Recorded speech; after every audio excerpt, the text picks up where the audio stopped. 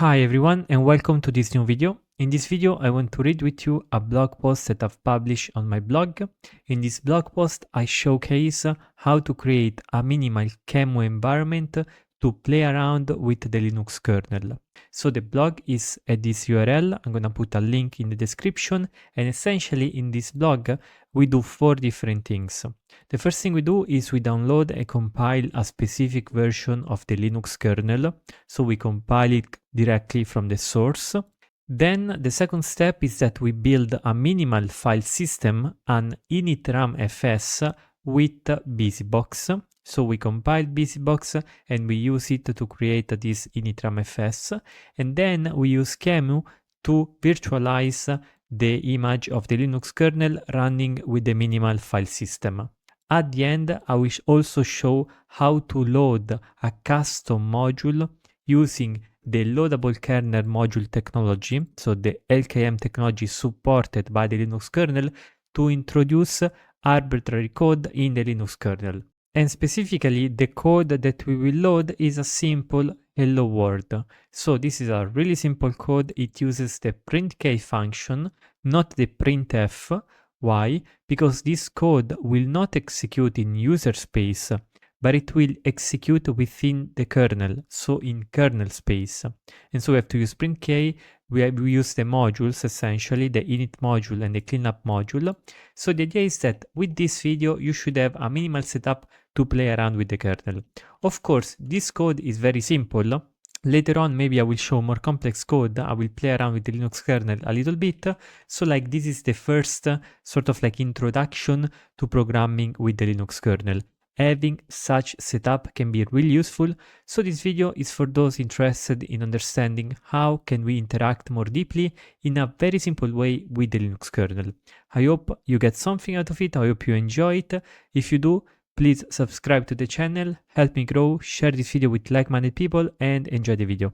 So, as I wrote in the blog post, the objective of this post is to show how to compile the Linux kernel and execute it within an environment virtualized with QEMU. Now, this is extremely useful when you want to control it, when you want to like play around with the Linux kernel API, when you want to try out an exploit, and so on and so forth. We will, of course, at the end, I will show how to load a simple hello world module, but this can then be made more advanced if you write more advanced modules. The basic architecture is the same. So we will do a bunch of stuff here. I did not automate this stuff. I do not bring you an automated script. I actually want to do it manually, step by step, command by command. Why do I do this? Because the idea is that once you know exactly the flow of commands and the flow of the things you need to do in order to have a functioning minimal image, kernel image that runs with QEMU with a minimal file system, then you can create your own abstractions. And I actually suggest to create your own scripts, your own abstractions, because these steps are a bit boring. So there are like a lot of steps and a bit boring. So the first thing we can do is we are in content. Here is just a file notes.org, but we don't care about that. So the first thing we can do is download the kernel version. So here in this website, cdn.kernel.org, here we can find all the different versions of the kernel. What we're interested in is specifically the 4.19. I mean, not because it is like special or something, it just represents a given version of the kernel. Now, of course, the setup we want to do is with QEMU, so we will have to configure the Linux kernel to be virtualized with QEMU. So in older version of the kernel, the configuration, you might have to create it yourself. In the 4.19 though, the configuration is going to be easy because there is already a script committed within the kernel sources that configures, like that creates the right configuration for the QEMU environment, for the QEMU environment. So we have downloaded the file. It's like 100 megabytes of data, so we can just extract the archive. And here we see extract the archive. And in a bit, we can just go inside the file. Perfect. So the first thing we have to do, actually, maybe it makes more sense if I do like this. So the first thing we have to do is we have to do make defconfig within the folder on which we extracted the sources of the kernel. And this is done to generate the initial configuration file. Now, what's the idea here? The idea is that the kernel, of course, is the abstraction that the software uses to interact with the hardware. So a general scheme that we have to keep in mind is we have the typical software, we have the kernel, we have the firmware, and then we have the hardware, right? So that's the general idea. This means that the objective of the kernel is to abstract away over the lower levels, which are more close to the hardware, clearly. So what's the idea? The idea is that the same kernel has to be used on many different hardwares that have different like specific internal configuration and ways of functioning, and also that offer different devices to the kernel, different things to the kernel in general. And once we have the kernel, the software that runs on top of the kernel does not need to bother with hardware details. This means, of course, that the kernel has to be configured for the specific machine in which we're gonna execute, which means that there is like a lot of configuration options. And when we do this make def config, the make file of the kernel is configured to generate an initial configuration, which we can see is this .config, and we can see that it has a lot of different options. Why so many options? Because there are a lot of different environments in which the kernel can run, and the kernel is very, very flexible. I mean, the complexity of the kernel arises from the fact that it does not have to support one specific hardware configuration, but a lot of different hardware configuration. So that's the first step to generate an initial config. The second step, of course, is that we don't want to execute bare metal. We want to virtualize the kernel, and we want to run in a QEMU environment. So we have to do make kvm config. This is for older kernel version.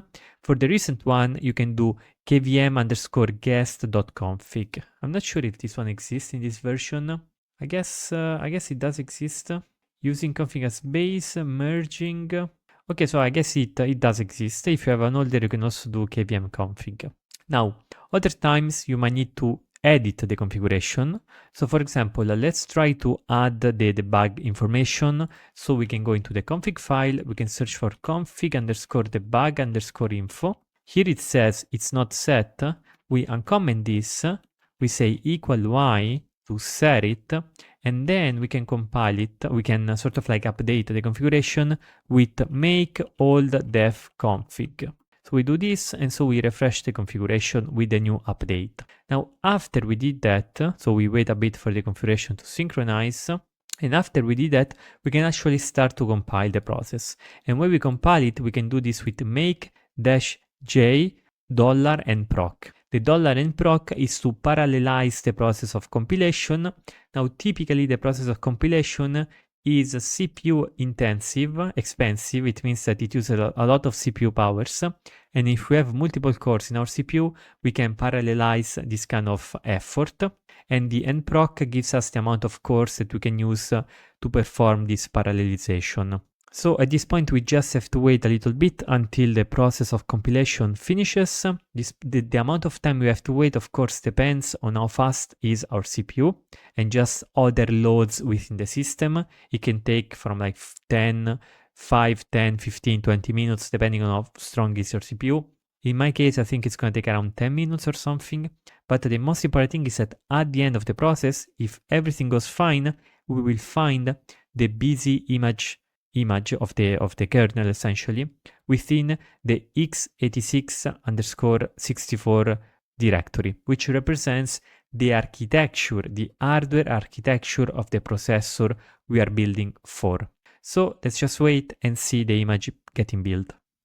Okay, so after some time it finishes to build, and now if you go into the Arch x86-64 boot busy image, we actually see the file itself. Now this file is a symlink. It points to the x86 and that's it. So just this directory.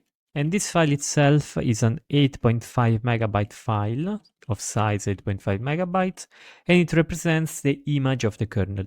So that's the first step, is to compile a simple configuration of the kernel. Of course, if you need to do specific research and you need to set up a specific kernel with specific configuration, you will have to change your configuration file, your config file, and of course the config file has to also consider the environment where the kernel is gonna execute on, such as QEMU in this case. So this is the first step. Now the second step is to actually build a simple file system. Why do we need to do the file system? Because in computer science, you cannot have code if you don't have data, in a way. So like the concept of code and the concept of data are really intertwined, I would say. I cannot find the right word, but essentially they are different representation of the same thing. You have code, but code is used to manipulate data. So like if you have code but you don't have data, that code is going to be useless. We want to interact with that code. So you need data, and vice versa. Data is used to change the way that the code behaves and so on and so forth. So we have this cycle between code and data.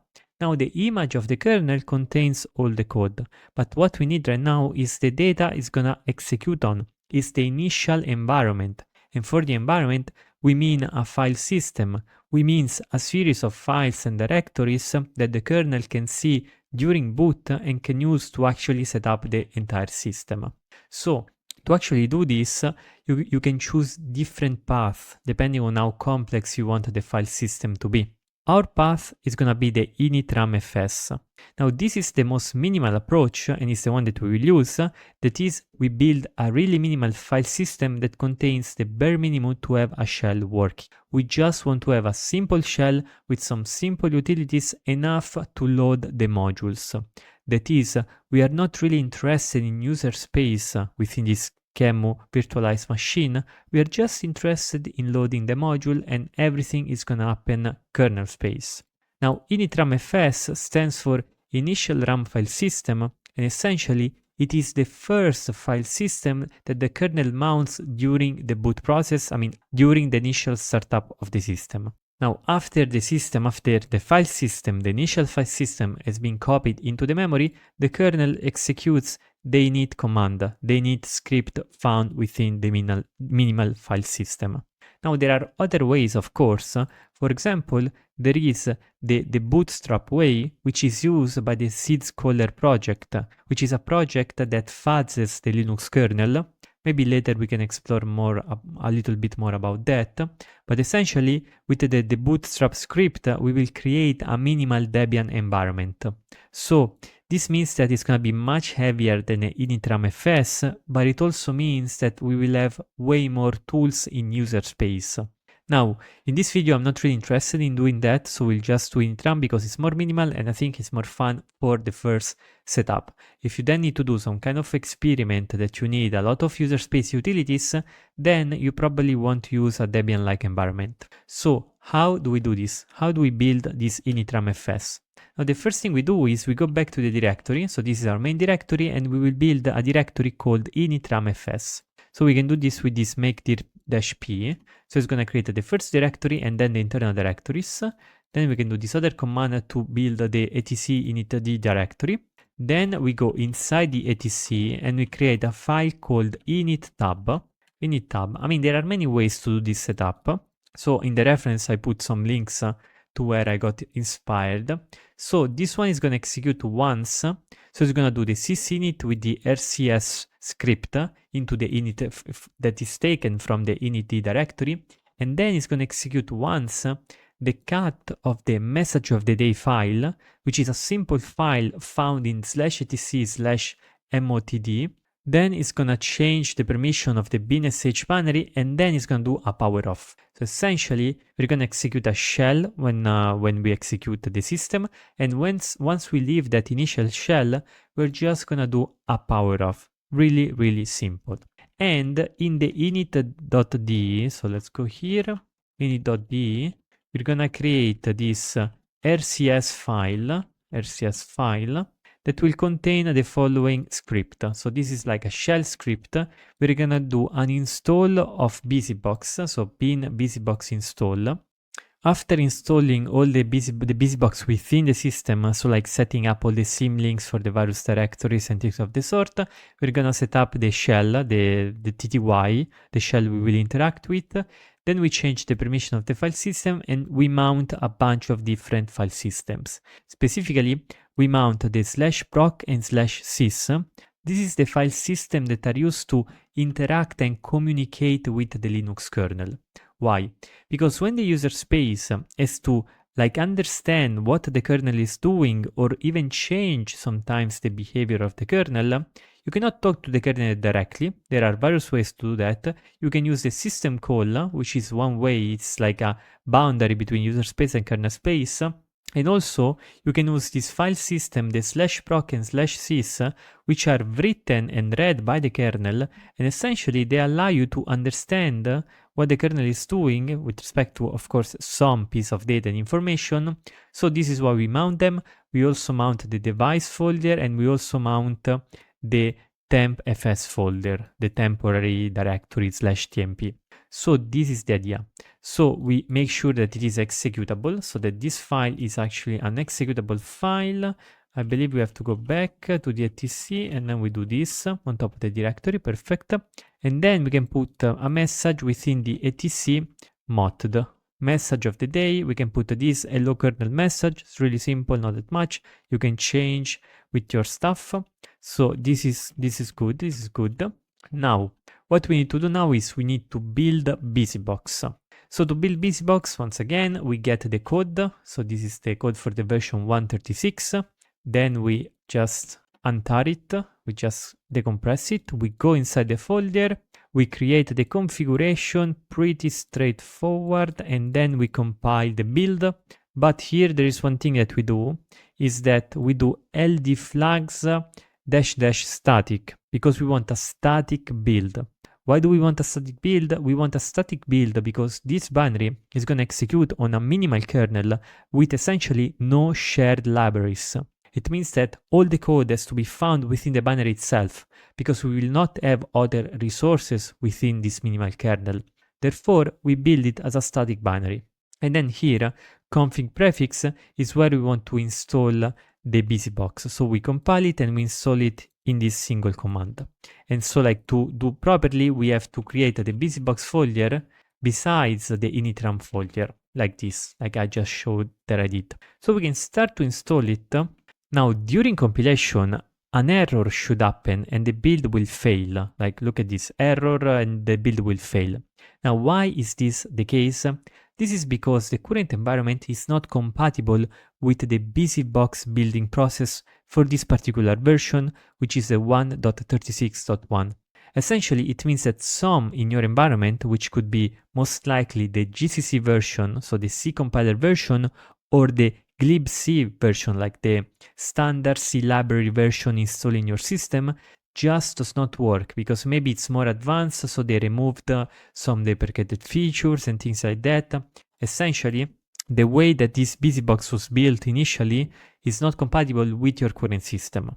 So what can you do to fix this problem? The idea is simple. Either you pick another machine with a more appropriate version of the glibc library of GCC compiler and so on and so forth, or you can use Docker. So you can use containerization just to compile, and this can be really useful.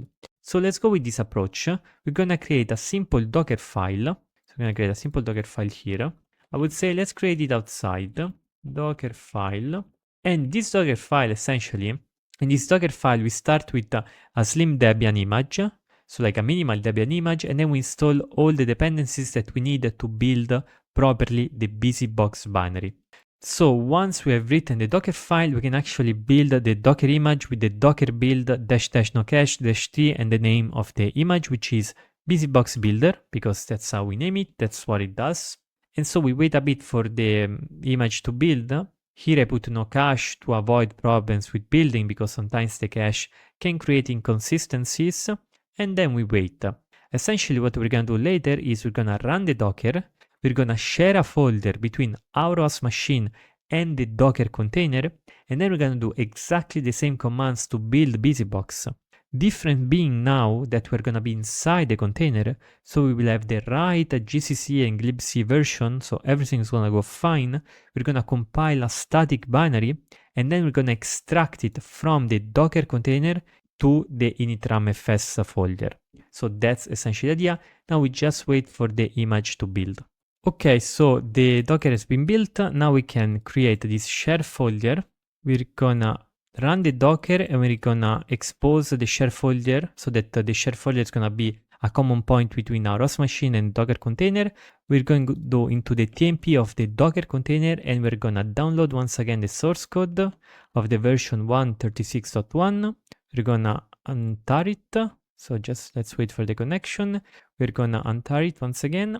We're gonna go inside the source code.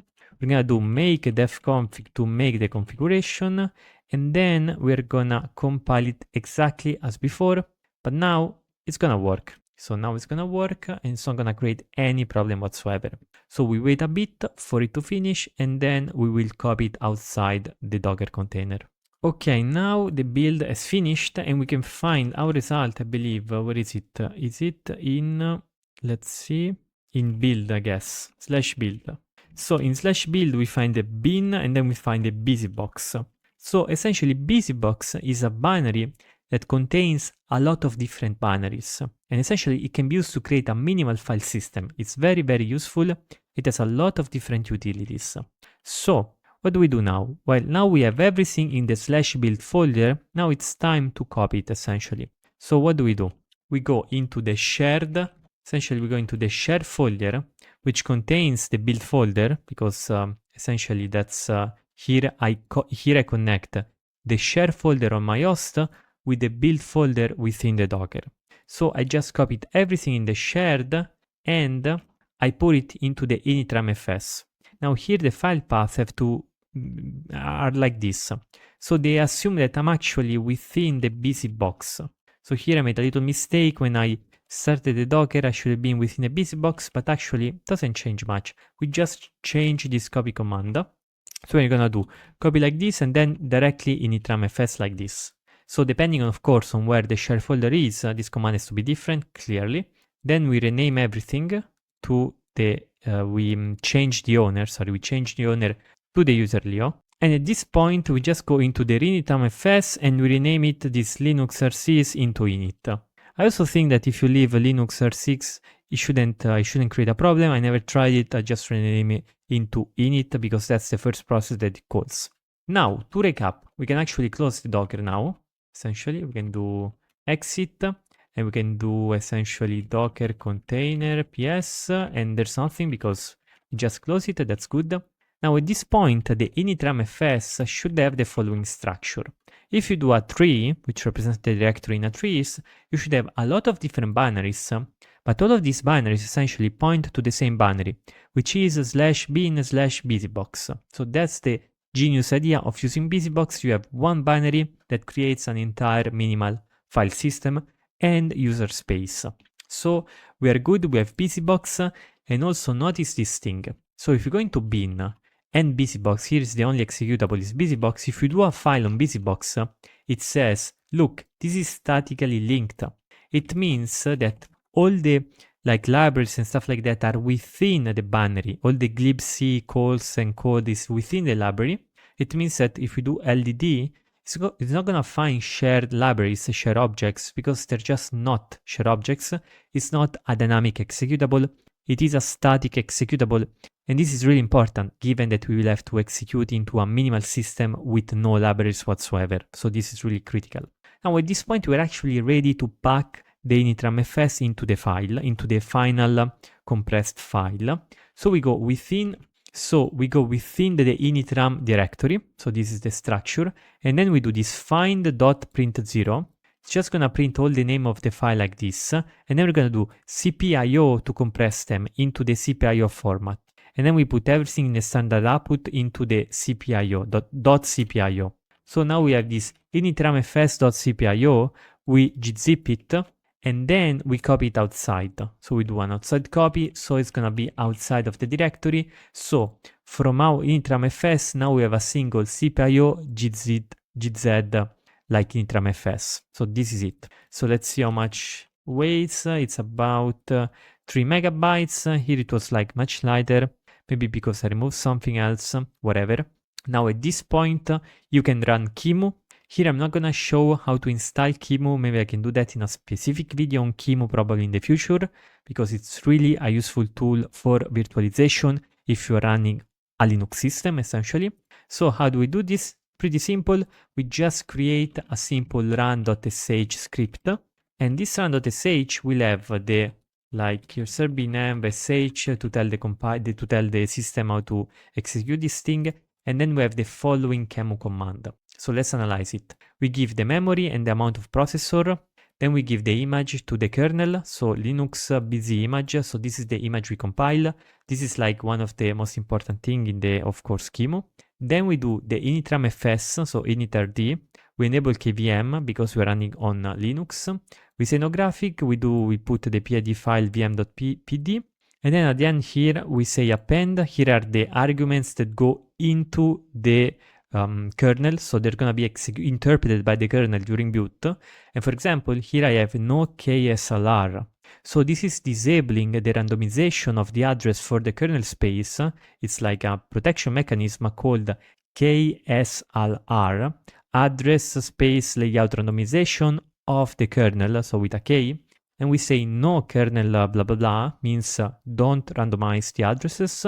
And then we do this T essentially to make sure that we read the output from the screen, but also the same output is written into the file. We can actually remove this slash, actually we can create a slash logs directory, and then so it's gonna write a vm.log.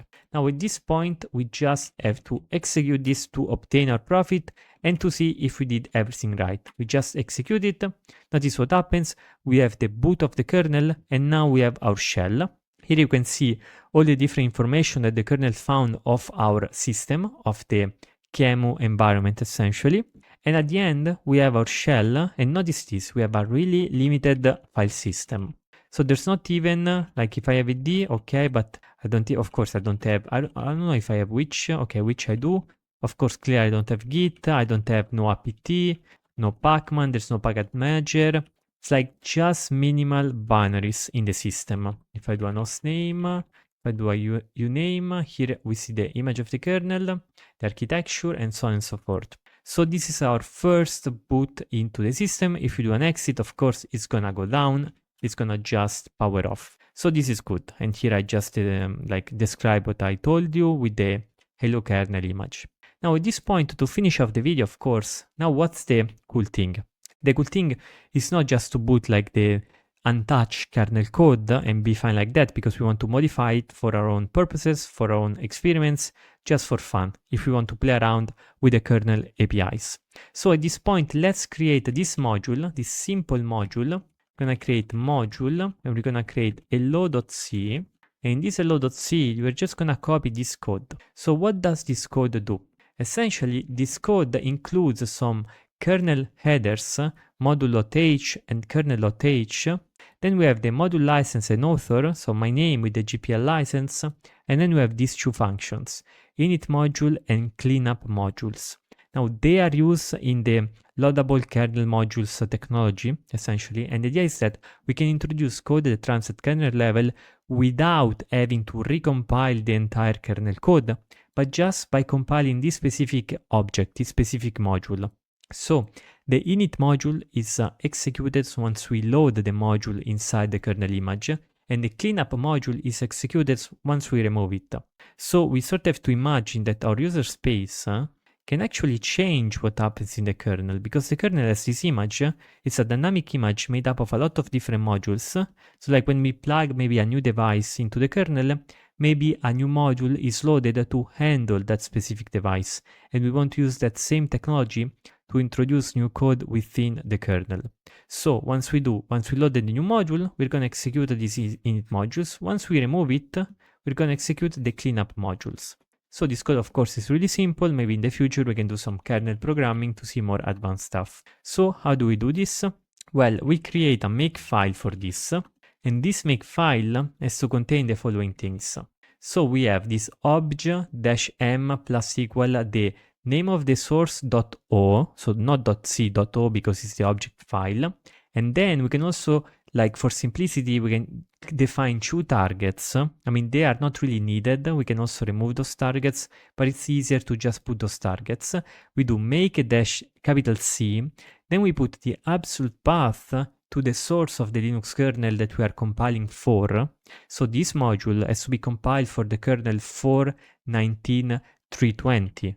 Not for my current module, which is 6 something, right? So we do that, and then we do m equal print working directory. So we have to be in the directory of the module, and then we do modules. So how does this work? We find the absolute path. So in this case, for example, it's the YouTube, blah blah blah, is this specific path. Actually, it's not this one because it's not here that we have the kernel, but rather it's this one. So we have to change module with this. So this, no, okay, not with this, of course. We have to change module with this.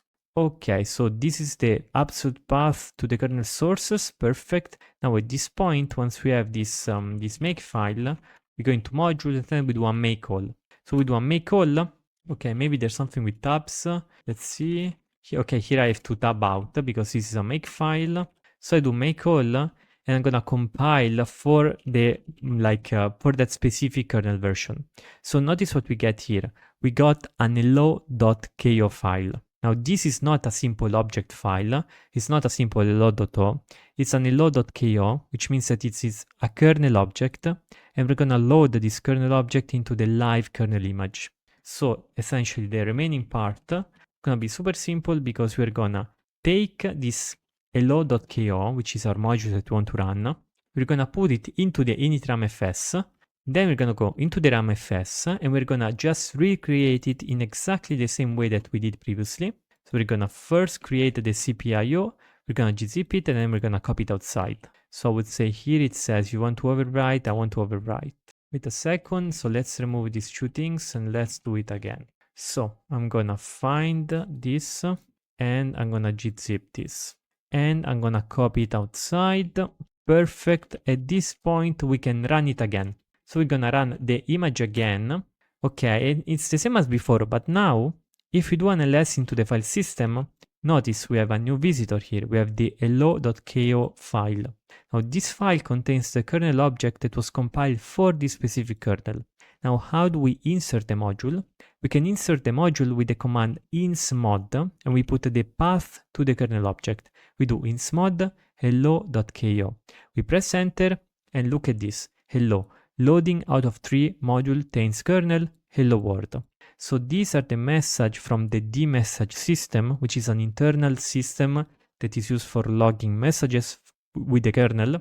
So it's used by the kernel to log messages. And now if we do cat etc modules, actually it's cat etc module, it's cat, what is this? It's cat proc module, sorry, my bad. It's cat proc modules. As I said, proc is a file system that we use to interact with the kernel, to read what's happening in the kernel. And it says, look, this is the module, this maybe it's the address in which it was loaded, I'm not sure, so I cannot say that for sure, but essentially we have a module on the live system. Now, suppose that we want to remove this module. How do we do this? We do rm mod, and then the name of the module. We do this and notice we get goodbye word, we have removed the module, and if we do a cat of proc modules right now, we get nothing back because no modules are loaded. So essentially at this point, we have all the knowledge to compile a new source code, compile a minimal initramfs, compile a simple kernel code, and insert the kernel code into the specific environment with QEMU. So essentially this covers everything that I wanted to cover in this video. Here I have some references for how I came up with this setup. I just used various blog posts, various write-ups, various challenges and stuff like that. So I hope it was fun, I hope it was interesting. And if you have any doubt, just write in the comments, I will try to answer that. In the future, the idea is to also see some more in-depth kernel programming. But for now, having this setup is useful so that in the future I can just focus on the code itself, on the kernel code itself, and it's gonna be faster to do it. So, see you to the next video, subscribe to the channel, share it with like-minded people, and to the next video.